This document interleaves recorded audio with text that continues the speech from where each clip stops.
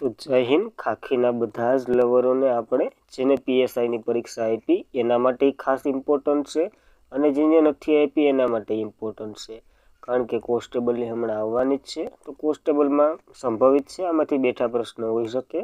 કારણ કે બોર્ડ એક જ છે, તો પ્રશ્ન હોઈ પણ શકે, ન પણ હોઈ શકે. આપણે શું ચર્ચા કરવાના છે આજે? તમારો વધારે ટાઈમ નહીં લઉં, કારણ કે ટાઈમ ઇમ્પોર્ટન્ટ છે. આમાં આપણે કરંટ અફેરના પ્રશ્ન વિશે ચર્ચા કરીશું. એની સાથે જીકેના જે આપણામાંથી પ્રશ્ન પૂછાડે ને એના વિશે ચર્ચા કરીશું. બધાએ તો નથી લીધા, જેટલા હાથમાં આવ્યા એટલા લીધા જીકેના. અને કેટલા પ્રશ્ન પૂછાયા એના વિશે ચર્ચા કરીશું. કેવા પ્રશ્ન પૂછાયા એ પ્રશ્ન તો તમે જોઈને તમને ખબર હતી. જો 2 પેપર હતા, એટલે કે પાર્ટ 1 ને પાર્ટ 2 હતું. મેન્સ પ્રિલિમ અને લેખિત બંને હતી, એટલા માટે પ્રિલિમનું લેવલ થોડુંક ઓછું હતું. એટલે ખાસ એવું ન સમજી લેવાનું કે કોન્સ્ટેબલનું પેપર પર આવું જ નીકળશે. આનાથી થોડીક હાર્ડ લેવલની તૈયારી રાખવી. તે પહેલાં ખાસ કરીને ચેનલ ઉપર નવા હોય તો ચેનલને સબસ્ક્રાઈબ કરી લેવી. વિડીયો પસંદ આવે લાઈક કરવો અને તમારા મિત્રો સુધી શેર પણ કરી દેવો. તો ચલીએ આજનો ક્લાસ શરૂ કરીએ. પહેલો પ્રશ્ન હતો, એસિડ વર્ષા માટે કયો ગેસ જવાબદાર છે? તો એસિડ વર્ષા માટે સલ્ફર ડાયોક્સાઇડ જવાબદાર છે. આપણે જ્યારે દુબઈમાં જે શું કહેવાય કૃત્રિમ વરસાદ કર્યો હતો ને, ત્યારે જ આના વિશે ચર્ચા કરી હતી કે એસિડ વર્ષા શા માટે થાય, કયા કયા વાયુ હોય વગેરે વિશે ડિટેલમાં જોયું હતું. અને આનો લેક્ચર પણ પડ્યો જ છે આપણી ચેનલ ઉપર, તો એ બધી જોઈ લેવું તમારી રીતના. હું સ્ક્રીનશોટ નથી લઈને આવ્યો, સ્ક્રીનશોટ હું તમને ખાલી હાઇલાઇટ કરાવતો જઈ ક્યારે આપણે ભણ્યા એ બધી. ત્યારબાદ ભૂકંપનું માપન કયા સાધન આધારિત થાય છે? તો તમને બધીને ખ્યાલ છે ભૂકંપનું માપન સિસ્મોગ્રાફી આધારે થાય છે. જ્યારે ભૂતાનમાં તો નહીં, ઓલા બધી દેશમાં જે આફ્રિકન કન્ટ્રીમાં જ્યારે ભૂકંપ આવ્યો હતો ને, ત્યારે આપણે આના વિશે ચર્ચા કરી હતી. હું ચર્ચા કરી હતી જ્યારે ભારતે સહાય આપી એના વિશે ચર્ચા કરી હતી. ભૂકંપ માપવાનું જે સિસ્મોગ્રાફીમાં મપાય અને રિએક્ટર સ્કેલમાં એના આંકડા બતાવે વગેરે ચર્ચા કરી હતી. તો એ પણ જોઈ લેવું, તો ખાસ યાદ રાખવું. ત્યારબાદ ત્રીજો પ્રશ્ન, તો કે આબોહવા પરિવર્તન વિશે કઈ આંતરરાષ્ટ્રીય સંધિ 2015માં કરવામાં આવી હતી? જો સંધિનું પૂછે ને તો ખાલી પેરિસનો, એટલે કે પેરિસમાં થયું હતું, પેરિસ કરાર તરીકે ઓળખવામાં આવે છે. અને પેરિસ કરાર તરીકે ઓળખવામાં આવે છે, પેરિસમાં થઈ હતી. આનું નામની વાત કરીએ ને તો કોયોટો પ્રોટોકોલ હતું. જે કોયોટો પ્રોટોકોલ અને પેરિસ સંધિ વિશે પણ કહેવામાં આવે છે. તો ખાસ કરીને આ સુધારા માટેની એક સંધિ હતી. જેનો અમલની વાત કરીએ ને તો અમલ 2016માં આવ્યો હતો. તો જ્યારે હોય ત્યારે તો ન જ આવે, એ પણ આપણને ખ્યાલ જ છે. 1 વર્ષ દિવસ પછી થયો તો આનો અમલ. તો ખાસ કરીને આમાં ઓપ્શન ડી આવશે, કારણ કે આ તો એનું નામ છે. પૂછાણું તો હું કઈ સંધિ થઈ, તો આ પેરિસ સંધિ તરીકે, એટલે કે પેરિસ કરાર તરીકે ઓળખવામાં આવે છે. તો ખાસ કરીને ઓપ્શન ડી આમાં આવશે. ત્યારબાદ આગળના પ્રશ્નની ચર્ચા કરીએ તો આગળનો પ્રશ્ન જોઈએ તો નીચેના પૈકી કયો ગ્રીન હાઉસ વાયુ નથી? નથીની વાત કરેલી છે, તો ઓપ્શન એ આવશે, હિલિયમ નથી. કારણ કે હિલિયમ ગ્રીન હાઉસ વાયુ નથી. અગર તો કાર્બન છે, પછી શું કહેવાય કાર્બન ડાયોક્સાઇડ છે, આ સલ્ફર ને મોનોક્સાઇડ ને નાઇટ્રો, એ બધી છે ટૂંકમાં. આ આપણે ક્યારે ચર્ચા કરી હતી? જ્યારે ગ્રીન હાઉસનું ઓલું પોપડું જરૂર સુધારવાનો પ્રયાસ કર્યો હતો ને, ત્યારે આપણે આના વિશે ચર્ચા કરી હતી કે કયો ગ્રીન હાઉસ વાયુ છે અને નથી એ બધી. તો ત્યારે આપણે બધા જ ગ્રીન હાઉસ વાયુ કેવી રીતના ઉત્પન્ન થાય, શું ઇફેક્ટ કરે પૃથ્વીને વગેરે જોયું હતું. તો આપણા લેક્ચરો પડ્યા છે, એમાં તમે જોઈ શકો. ત્યારબાદ મોસ્ટ જેટલી વાર પ્રોજેક્ટ ટાઈગર આવ્યું, ટાઈગર રિઝર્વ આવ્યું, ત્યારે આપણે આના વિશે ચર્ચા કરી જ હતી. તો પ્રોજેક્ટ ટાઈગર ક્યારે શરૂ થયું હતું? તો 1973માં શરૂ કરવામાં આવ્યો હતો. ખાસ આઈએમપી. અને નવીનતમ ટાઈગર રિઝર્વ કયું બન્યું છે પ્રોજેક્ટ ટાઈગર અંતર્ગત? તો મધ્યપ્રદેશનું છે, રાતાપાની એવું કંઈક નામ છે. તો એ પણ જોઈ લેવું. અને મધ્યપ્રદેશમાં સૌથી વધારે ટાઈગર રિઝર્વ છે, તો એ પણ નજર મારી લેવી. ટાઈગર વિશેની વાત છે.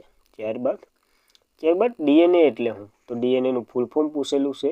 ડીએનએનું ફૂલ ફોર્મ તો ડીઓક્સિરિબોન્યુક્લિક એસિડ થાય છે આનું ફૂલ ફોર્મ. શા માટે આની ચર્ચા કરી હતી? તો ડીએનએ જ્યારે કૃત્રિમ ડીએનએ બનાવવામાં આવ્યો હતો ને, એક બેગ દ્વારા, જે બેગની સ્થાપના દિલ્હીમાં કરવામાં આવી હતી. અને એ લેબોરેટરીએ જ્યારે શું કહેવાય કૃત્રિમ ડીએનએ બનાવ્યો હતો ને, ત્યારે આપણે ડીએનએ અને આરએનએ બધી વિશે ચર્ચા કરી હતી. અને એ પણ લેક્ચર પડ્યો જ છે, જોઈ લેવો તમારે. ત્યારબાદ જે આઈએમએફનું ફૂલ ફોર્મ, એટલે કે ઇન્ટરનેશનલ મોનિટરી ફંડ, એનું ફૂલ ફોર્મ તો નથી પૂછ્યું. IMFનું શું કાર્ય હોય છે? તો આપણને ખબર જ છે, ઇન્ટરનેશનલ મોનિટરી ફંડ, એનું ફૂલ ફોર્મ આવડે તોય ખબર પડી જાય. દેશોને આર્થિક સહાય પૂરી પાડવા માટેનો આ એક સંઘ છે. વાતાવરણીય પ્રદર્શન તો જરાય નથી, વૈશ્વિક જનસંખ્યા પણ નથી, અને દેશોનું સૈનિક બળ પણ નથી. આ 3 ઓપ્શન એલિમેન્ટ કરી નાખો ને તો આફડો આ જવાબ આવી જતો હતો. તો ખાસ કરીને આવા પપલું જેવા સવાલો હતા. આપણે જેટલી વાર ચર્ચા કરી ત્યારે આ જોયું જ હતું, IMF. ત્યારબાદ 116મો, આમ તો વાત કરીએ તો ક્રિપ્ટોકરન્સી શું છે? હમણાં 3-4 દિવસ પહેલાં જ આની ચર્ચા કરી હતી, અને એ પહેલાંય આપણે ચર્ચા કરી હતી જ્યારે બિટકોઇન બહાર પાડવામાં આવ્યો હતો ને. બિટકોઇન જે સૌથી મોંઘી ક્રિપ્ટોકરન્સી છે ને, એ બહાર પાડ્યો હતો ને, ત્યારે આના વિશે ચર્ચા કરી હતી.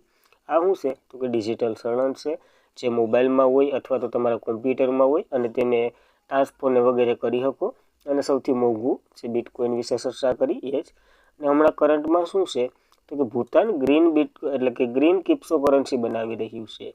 હવે એ ગ્રીન ક્રિપ્ટોકરન્સી એટલે શું? તો કે ટૂંકમાં કોમ્પ્યુટર છે ને, જે થર્મલ પાવર વાપરે ને, એની બદલે રી એનર્જી એટલે કે ગ્રીન પાવર વાપરશે, એટલે ગ્રીન હાઇડ્રોજનથી જે નવીનીકરણ ઉર્જા હોય ને એ વાપરી અને આ બનાવશે, પ્રોટેક્ટ કરશે ક્રિપ્ટોકરન્સી. એટલા માટે ભૂતાનને પણ યાદ રાખવું આપણને, કારણ કે કરંટમાં છે.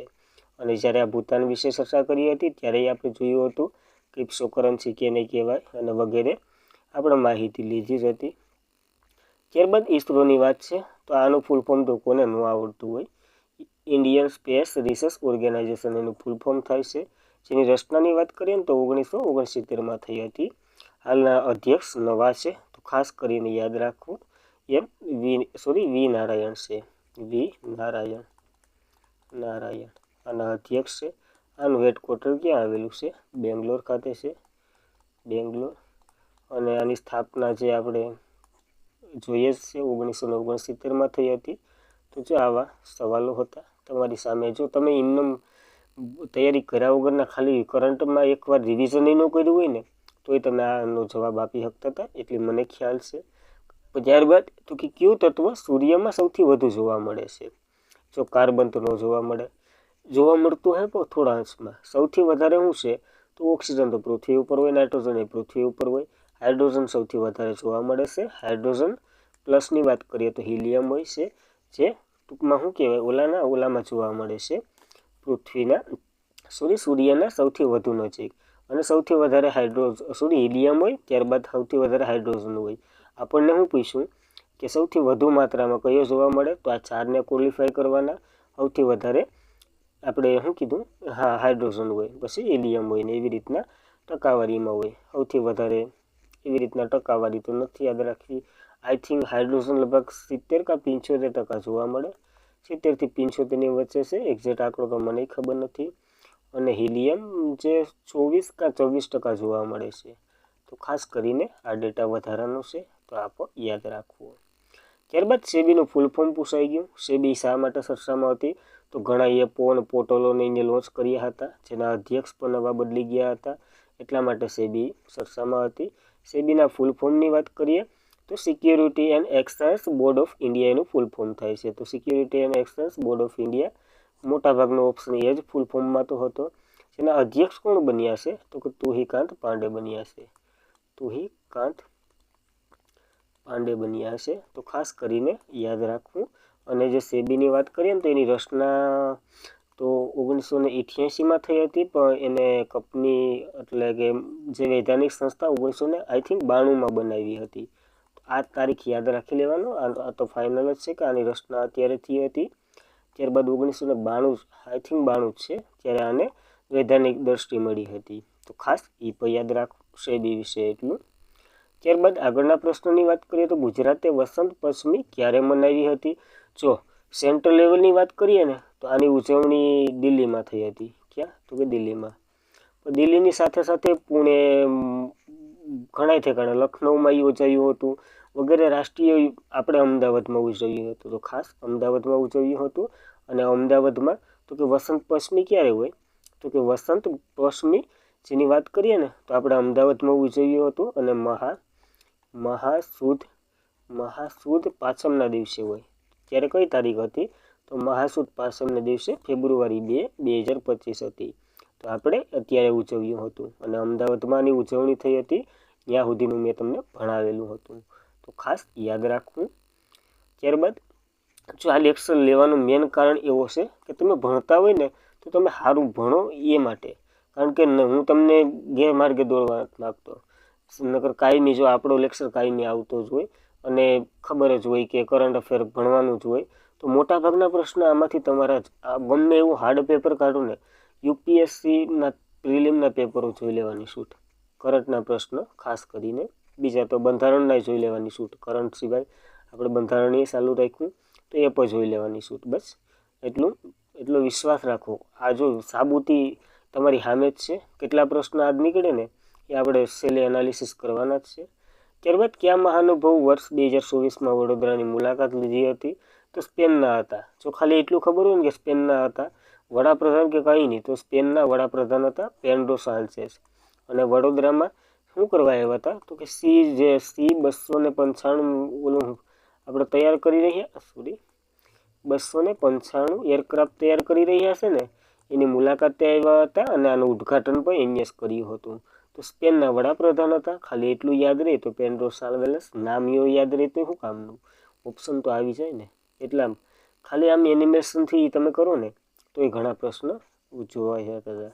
ત્યારબાદ ઓઝોન સ્તરનું શું કરે છે? એટલે કે ઓઝોન સ્તર આપણે પૃથ્વી ઉપર શું મદદરૂપ થાય છે? તો વરસાદ લાવે? ના. સૂર્યકિરણ શોષી લે? હા, સૂર્યકિરણ શોષી લે. હાઇડ્રોજન પૂરો પાડે? ના. સમુદ્રનું સ્તર નિયંત્રણ કરે? ના. સૂર્યકિરણ જે આપણે વાત કરી હતી ને કે હાઇડ્રોજનનું જે ઓઝોનનું જે પોપડું થોડુંક શું કહેવાય સુધરવાની સ્થિતિમાં હતું ને ત્યારે આ બધી વિશે ચર્ચા કરી હતી. તો ખાસ યાદ રાખવું આ માહિતી પર. ત્યારબાદ ગુજરાતની સૌથી મોટી જીઆઈડીસી ક્યાં આવેલી છે? તો અમદાવાદના સાણંદ ખાતે આવેલી છે. આ એક જનરલ ક્વેશ્ચન હતો કે તમને આવડવો જ જોઈએ. તો ખાસ યાદ જ રાખી લેવાનો હોય. આમાં કંઈ રોકેટ સાયન્સ ન હોય. ત્યારબાદ દીનદયાળ બંદરનું જૂનું નામ શું હતું? તો કંડલા પોર્ટ. મોટા ભાગના લોકોને ખબર જ હશે. કંડલા ક્યાં આવેલું છે? કચ્છમાં આવેલું છે. તો ખાસ યાદ રાખવું. કંડલા પોર્ટનો વિકાસ થયો હતો. શા માટે? તો કે કરાચી બંદરને બંધ કરી દીધું હતું. એટલે કે બંધ તો ટૂંકમાં નહોતું કર્યું પણ એ પાકિસ્તાનમાં વહી ગયું. તો પાકિસ્તાનના ભાગલા પડી ગયા. હવે એ પાકિસ્તાનમાં વહી ગયું તો ભારત દક્ષિણમાંથી ક્યાંથી વેપાર કરે? એના માટે કંડલા પોર્ટને વિકસાવવામાં આવ્યું હતું. આના માટે સમિતિને ઘણી રચના થઈ હતી. તમને ખ્યાલ છે. જ્યારે આની રચનાની વાત કરીએ ને તો ખેંગારજી ત્રીજા હતા ને, ખેંગારજી ત્રીજા એના દ્વારા આની રચના કરી હતી. ત્યારબાદ તો 1900 લગભગ આઈ થિંક 95 જ હતા પેલું સેજ બન્યું હતું અને ગુજરાતનું એકમાત્ર મહાબંદર છે અને ઘણા ફેક્ટ આમાંથી નીકળે જે આપણે ભણી ચૂક્યા છે. તો ખાસ યાદ રાખવું. ત્યારબાદ કૃષિ સંશોધન માટે જાણીતા ભારતીય સંસ્થા ICAR એનું ફૂલ ફોર્મ પૂછી લીધું. તો ખાસ જે international council for agriculture research મોટાભાગનામાં એ જ આવે ફૂલ ફોર્મની વાત કરીએ ને તો ખાસ યાદ રાખવું. આની રચના હવે યાદ રાખી લેજો. 1919માં આની રચના થઈ હતી તો એ પણ જોઈ લેવું. 1929માં થઈ હતી. My mistake. 1929માં આની રચના થઈ હતી તો યાદ રાખી લેવી. જે કૃષિને કેટલા ભાગમાં? 8 ભાગમાં અને ભારતમાં કેટલા ભાગમાં? તો ભારતમાં ગુજરાતમાં 7 ભાગમાં અને ભારતમાં 8 ભાગમાં વહેંચેલી છે. તો ખાસ કરીને ખેતીની જમીનને તો એ પણ યાદ રાખી લેવું. હવે ભૂગોળનો પ્રશ્ન થઈ જાય એટલે આપણે અહીં સુધી રાખીએ નકર પાછું ભૂગોળ ચાલુ થઈ જાય. ત્યારબાદ કે કઈ રમત ફિફા વર્લ્ડ કપ સાથે સંકળાયેલી છે અથવા તો ફિફા વર્લ્ડ કપ કઈ રમત માટે રમાય છે? ફૂટબોલ માટે રમાય છે. ખાસ IMP. તો આ વખતનો ફિફા વર્લ્ડ કપ ક્યારે થયો હતો? 2022માં થયો હતો. ક્યાં થયો હતો? આર્જેન્ટિનામાં યોજાયો હતો. ખાસ IMP અને આર્જેન્ટિના જીત્યું હતું. ક્યાં યોજાયો હતો મને લગભગ ખ્યાલ નથી. સ્પેનમાં ક્યાંક યોજાયો હતો. આર્જેન્ટિના જીત્યું હતું. જ્યારે 2026ની પણ ડેટનું આવી ગયું તો એ પણ યાદ રાખવું. યુનાઇટેડ સ્ટેટ્સ છે ને એના કેનેડા અને મેક્સિકોમાં યોજાવાનો છે. મેક્સિકોમાં. તો આ કરંટની માહિતી યાદ રાખવી. 2026નો હવે પૂછાવાની વધારે સંભાવના છે કારણ કે 2022નો તો ખતમ થઈ ગયો અને 2025 હાલે છે. તો આગામી ખાસ પૂછાય એવી સંભાવના. ત્યારબાદ Mahatma Mandir convention and exhibition centre ક્યાં આવેલું છે? તો ગુજરાતના ગાંધીનગર ખાતે આવેલું છે. આ તમારે રોકેટ સાયન્સની ઘોડે યાદ રાખવાનું હોય. આમાં કંઈ રોકેટ બીજું કંઈ હોય નહીં ખાલી. ત્યારબાદ ધ ડિજિટલ માર્કેટ એક્ટ કોની સાથે સંકળાયેલો છે? જો માર્કેટનું એક્ટ છે ને તો યુરોપિયન યુનિયન આવે, વિશ્વ આરોગ્ય સંસ્થાને કંઈ લેવા દેવા નથી, ઇન્ટરનેશનલ મોનિટરી ફંડને કંઈ લેવા દેવા નથી. જો આ પ્રશ્ન જોઈએ ને ઓલો, આનું ફૂલ ફોર્મ આવશે હમણાં, કાં આવી ગયું હોય કંઈ ખ્યાલ નથી? નહીં, નથી આવ્યું. ઇન્ટરનેશનલ મોનિટરી ફંડનું ફૂલ ફોર્મ પૂછાઈ ગયું છે અને તો યાદ રાખવું આનું ફૂલ ફોર્મ. તો આમાંથી જ તો પ્રશ્ન કેટલા હેરખું માઇન્ડ રાખીને સોલ્વ કરાવે ને તો એ ઘણા હાસા પડે એમ હતા. તો યુરોપિયન યુનિયન સાથે સંકળાયેલું છે. અને આ છે હું તો આના વિશે ચર્ચા કરી લઈએ. આની રચના તો કે 2022માં થઈ હતી, 2022માં.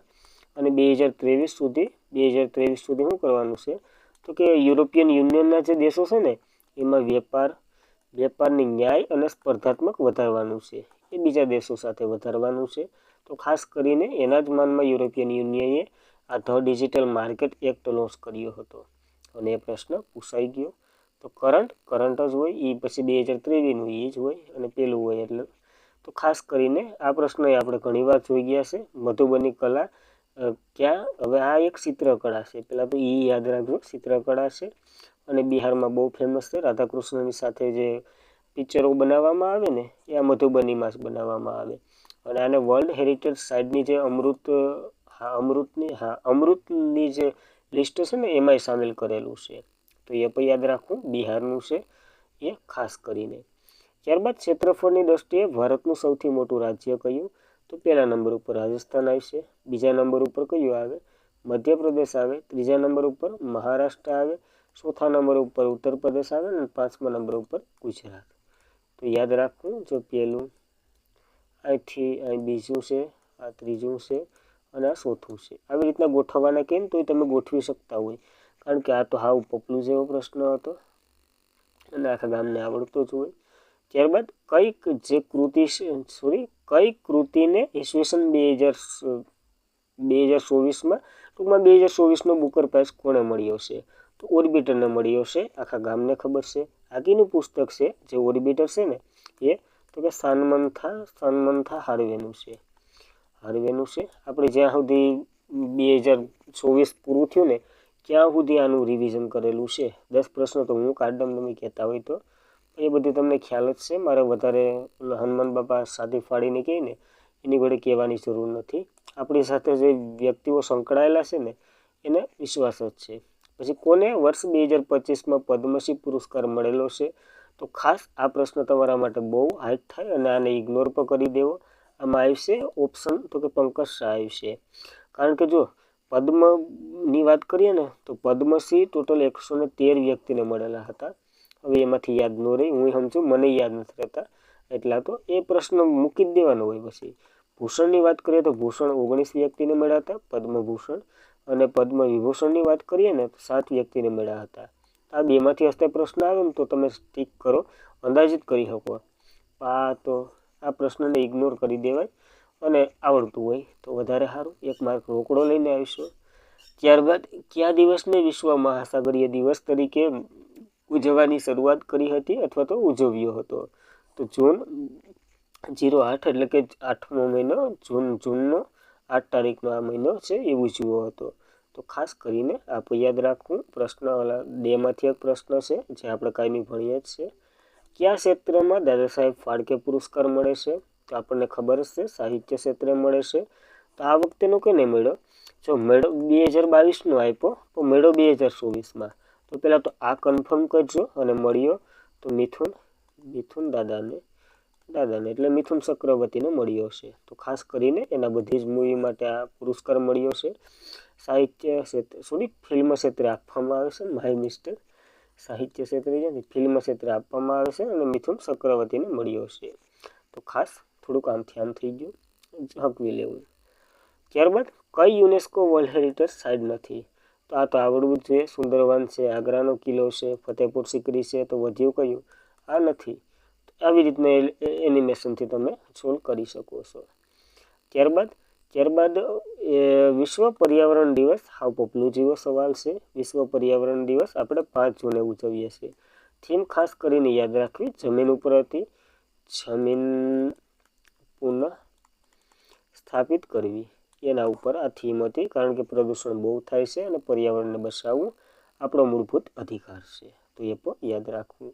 ત્યારબાદ 7 એપ્રિલે વિશ્વ આરોગ્ય દિવસ તરીકે શા માટે ઉજવવામાં આવે છે? એટલે કે ટૂંકમાં વર્લ્ડ હેલ્થ ઓર્ગેનાઇઝેશનની સ્થાપના થઈ હતી. આ જ છે.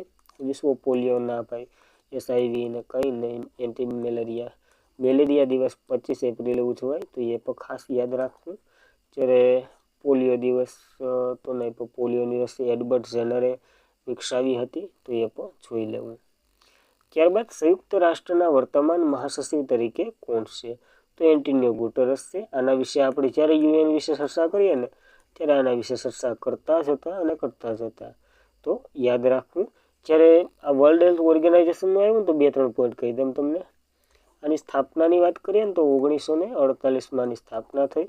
આનું હેડક્વાર્ટર શું કહેવાય, આની વાત કરીએ ને તો આમાં શું કહેવાય, હમણાં 2 દેશો નીકળી ગયા એટલે ખાસ IMP છે. એક તો અમેરિકા નીકળી ગયું અને બીજું તો કે આર્જેન્ટિના પણ નીકળી ગયું. તો ખાસ આ 2 દેશો જોઈને જવા. 1948માં એની રચના થઈ હતી વર્લ્ડ હેલ્થ ઓર્ગેનાઇઝેશન, 7 એપ્રિલ 1948ના રોજ. તો એ માહિતી યાદ રાખવી. પોઈન્ટ યાદ આવ્યા એટલે કહી દીધા, કારણ કે અમેરિકાના આર્જેન્ટિના 2 વિરોધ કરી અને નીકળી ગયા છે. તો જોઈ લેવું. ત્યારબાદ સંયુક્ત રાષ્ટ્રના મહાસભા તરીકે હતો એન્ટોનિયો ગુટેરસ. જ્યારે યુનાઇટેડ નેશનલની વાત કરીએ ત્યારે આના વિશે આપણે બહુ જોયું. અને યુનાઇટેડ નેશનલની વાત કરીએ તો એની રચના 1945માં થઈ હતી.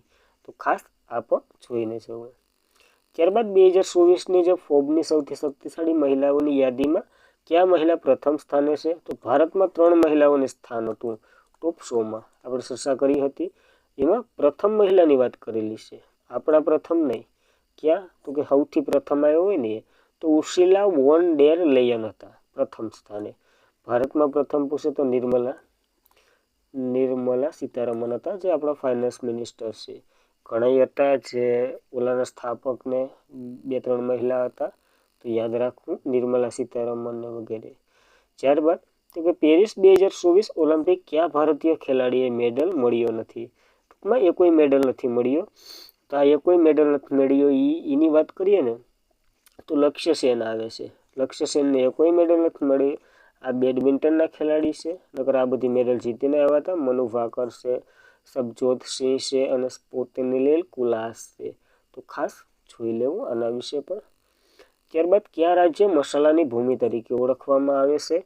જો આમાં કોઈ સ્પેસિફિક રાજ્ય નથી કીધું. મસાલાનો રાજા કેરળને ઓળખવામાં આવે છે. તો કેરળ જ હોય જે મસાલાની ભૂમિ કહું, રાજા કહું, અલગ અલગ મોડિફાઈ અલગ છે બધી. તો એ પણ યાદ રાખવું. ત્યારબાદ એઆઈનું એટલે કે એઆઈનું ફૂલ ફોર્મ પૂછાઈ ગયું.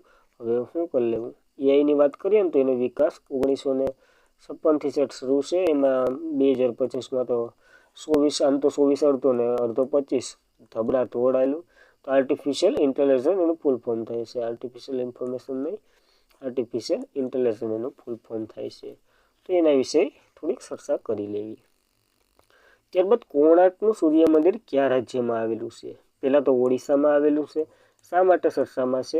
તો કે બીમસ્ટેકની જે બિઝનેસની સમિટ થઈ હતી ને નવી દિલ્હીમાં, એની પાછળ જે દિવાલ હતી ને ત્યાં મોદીજીએ શક્કર ગોઠવ્યું હતું. ખબર છે ને? મને અત્યાર સુધી યાદ છે. કોણાર્કના સૂર્ય મંદિરનું જે ચક્કર હતું ને એ ગોઠવેલું હતું. એટલા માટે આ ચર્ચામાં છે. તો યાદ રાખવું, ઓડિશામાં આવેલું છે. અને આની શું કહેવાય, સ્થાપનાની વાત કરીએ તો કેમને કરી હતી? જ્યાં શું કહેવાય, ઓડિશામાં આવેલું છે.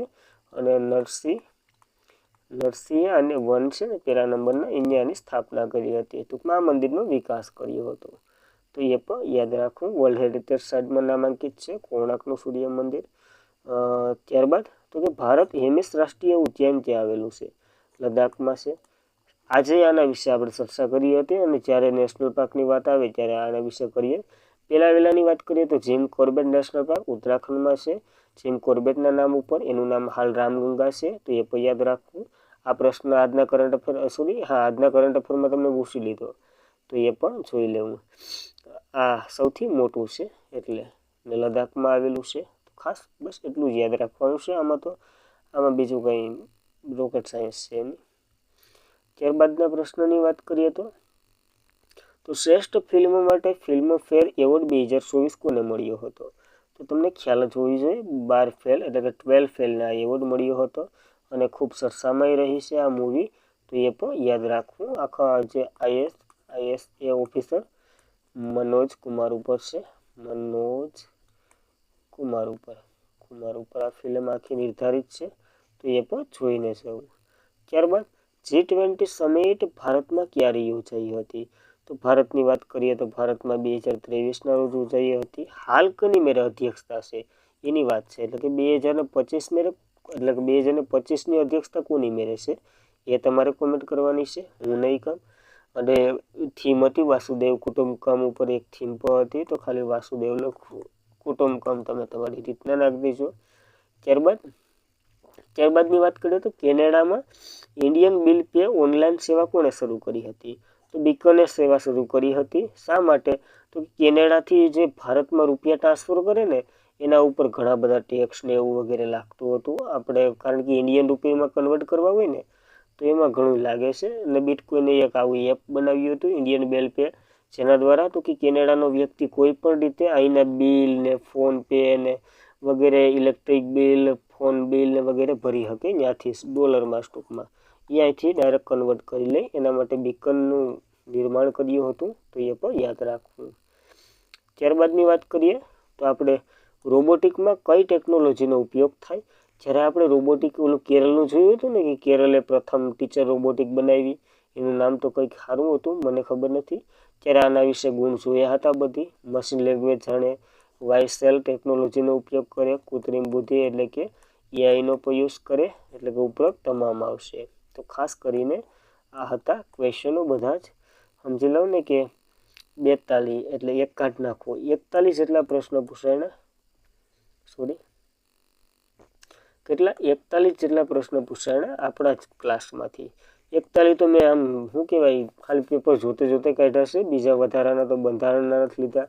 બંધારણનો આમાં એકોય ક્વેશ્ચન નથી લીધો, જીકેના થોડાક લીધા કારણ કે આપણે ભણી ચૂક્યા છે એના વિશે.